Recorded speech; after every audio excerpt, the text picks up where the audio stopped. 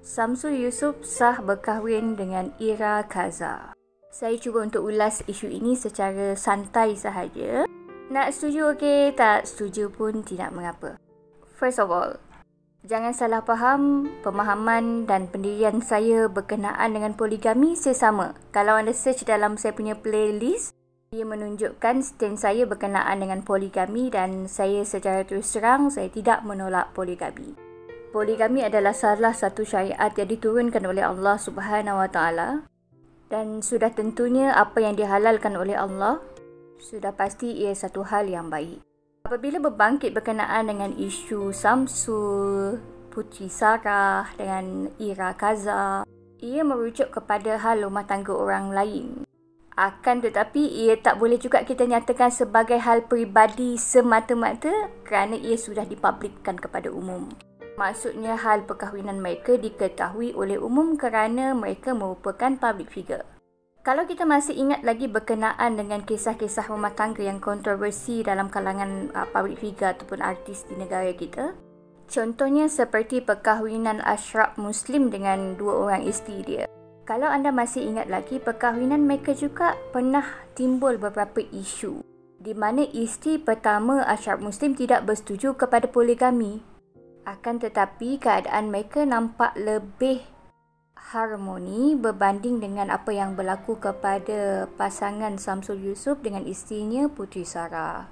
Isu tersebut berlanjutan hampir beberapa bulan kalau anda masih ingat. Hinggalah ia mula reda. Dan Alhamdulillah, tanpa kita sendiri sedari, after hampir setahun lebih, mereka masing-masing boleh menerima keadaan tersebut dengan hati yang sangat terbuka dan saya perhatikan perkahwinan poligami yang dijalani oleh mereka ini nampak boleh dijadikan contoh untuk mereka yang berpoligami pada usia yang muda. Setidaknya ia nampak baik daripada segi luaran dia lah. Hal kontroversi yang kedua yang mungkin boleh saya jadikan contoh dekat sini adalah isu perkahwinan Norman Hakim dan AB Abadi dan juga Mimi pada ketika itu. Maaf mungkin ada yang tidak selesa bila saya bangkitkan balik tentang isu ini.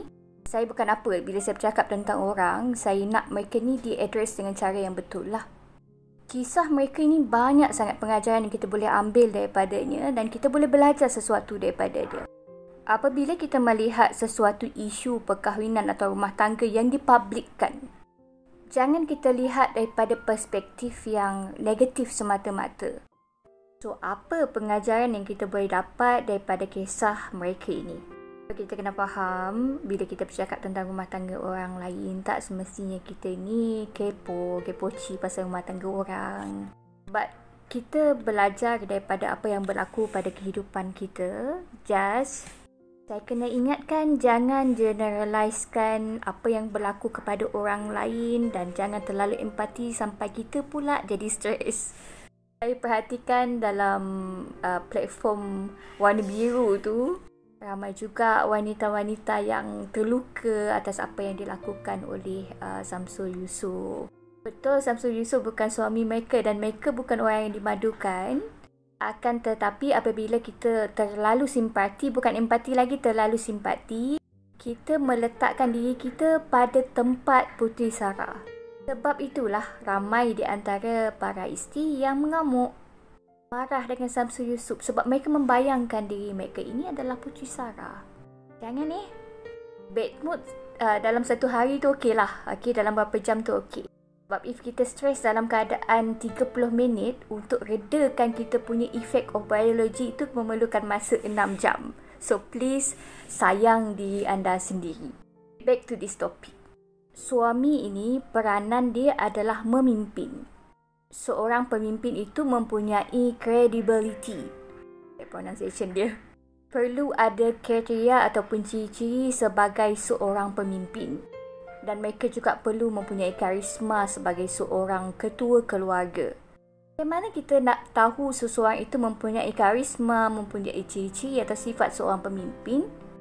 Adalah apabila dia cakap, orang lain boleh bertoleransi dengan apa yang dia cakap dan apa yang dia putuskan. Contohnya dalam urusan perkahwinan itu sendiri. Ini saya cakap secara umum Kalau ada program syar'i dekat sini, tolong betulkan saya kalau saya silap. Dalam Islam itu sendiri tidak mewajibkan kebenaran daripada isteri pertama untuk berpoligami. Akan tetapi, dalam Islam juga kita diwajibkan untuk patuh kepada ulul amri. Patuh pada pemimpin bermaksud kita kena patuh pada peraturan dan undang-undang yang telah ditetapkan. So, kalau dekat Malaysia, peraturan dan undang-undang yang ditetapkan adalah seorang suami kena minta permission daripada isteri pertama dan beberapa syarat perlu dipenuhi sebelum mereka ini berpoligami. Jadi, kalau isteri pertama tidak membenarkan poligami, yang perlu ditanya bukan isteri tu. Si suami kena bijak macam mana nak pujuk isteri dia supaya bagi kebenaran.